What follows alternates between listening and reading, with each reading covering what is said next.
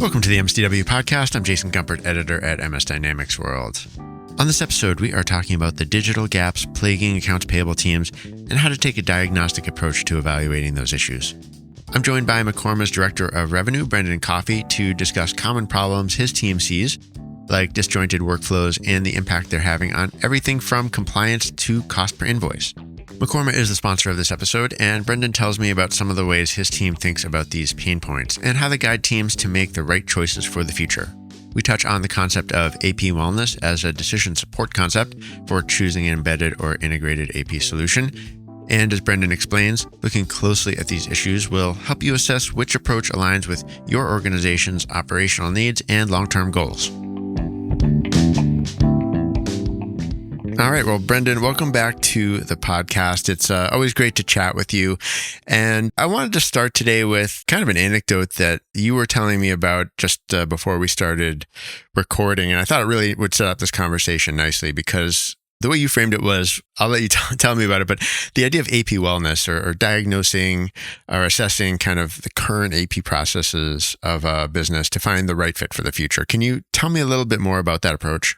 Yeah, absolutely. I think Mekorma is in a really unique position because we have 30 years of relationships that we benefit from and also that we'd love to continue to provide value to. So one of the questions that is coming up for more and more clients as they're looking towards the future is just that, is kind of how to craft a roadmap that is inclusive certainly of technology, but that is holistic in its approach. And that's what we are referring to as AP wellness, to really make sure that the client has not only modern, secure, reliable technology, but a mature and robust process and system around it.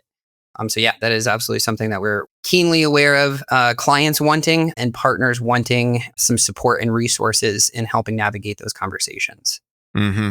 And I imagine that that is a nice way to find gaps, right? To find technology gaps, or if there are process gaps. I mean, I'm guessing many companies kind of know what those might be or where the pain points might be. But do you have any examples of that, or can you talk a little more about that?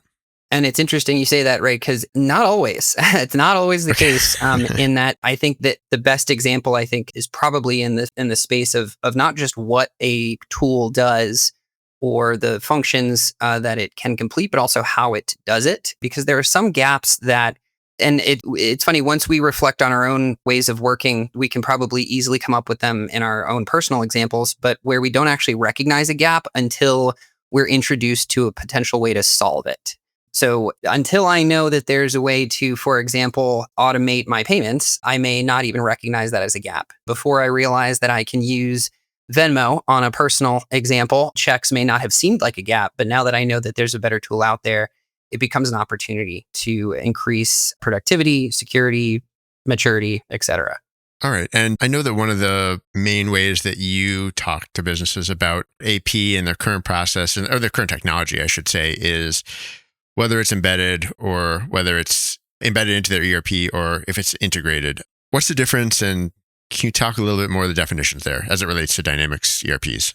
When we take a look at AP wellness, the individuals involved are one of our first main subjects to take a look at, understand how they do their work today, and really with a keen eye on the type of systems they're using. There's some interesting data out there by a company called Weaver.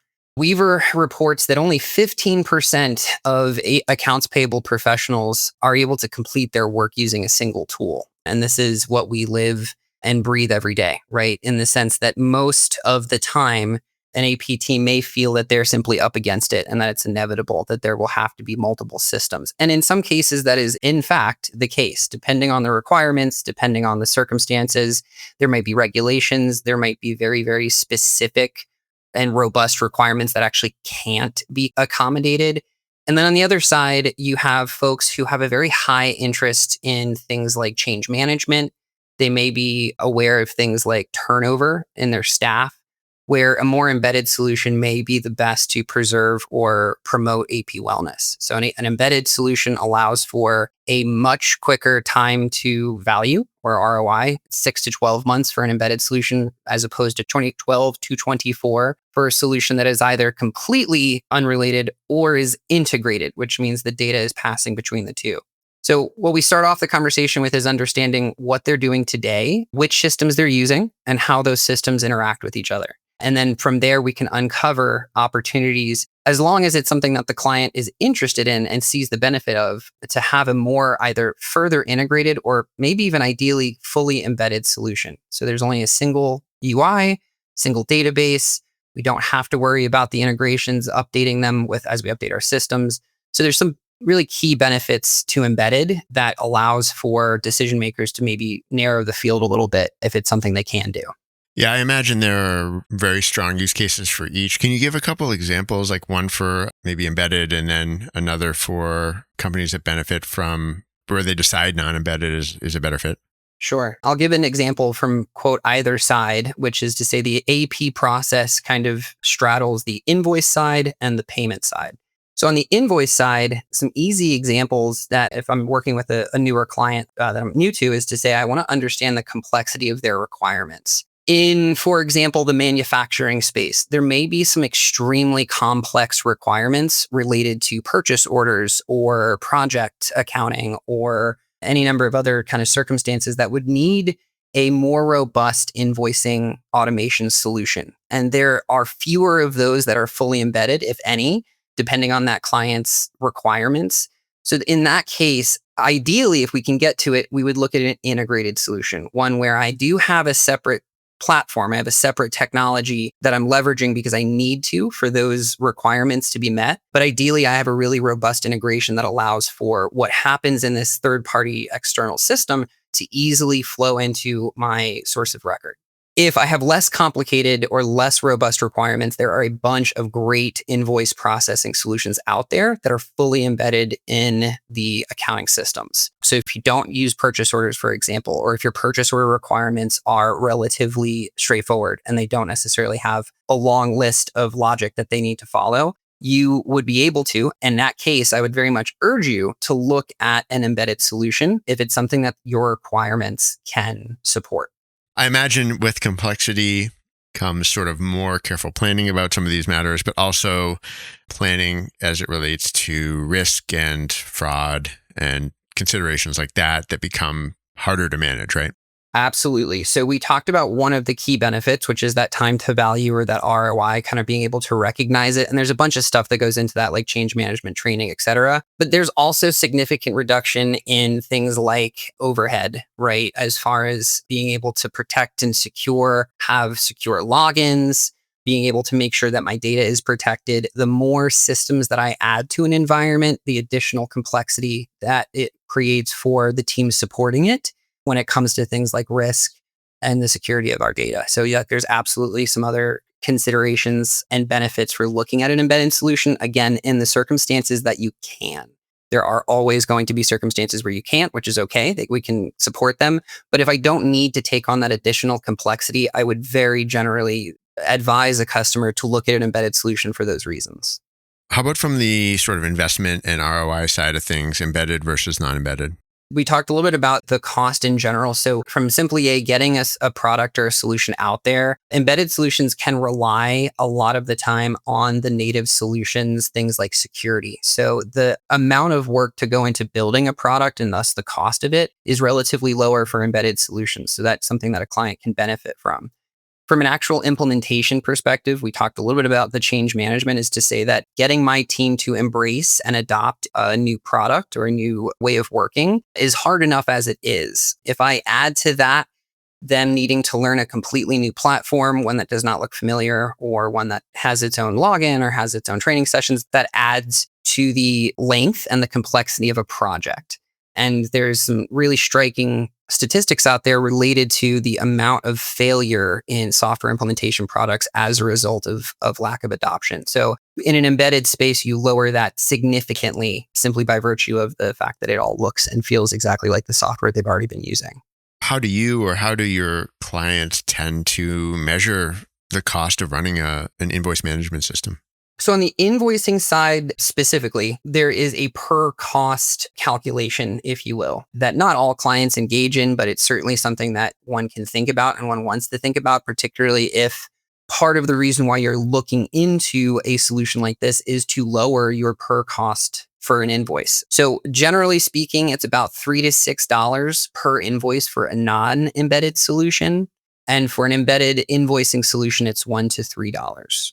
So there's the significant lessening of cost for an embedded solution for all the reasons we just talked about, right? Supportability, maintenance, the integration, security, et cetera. And then also just getting my team to adopt and embrace that solution faster.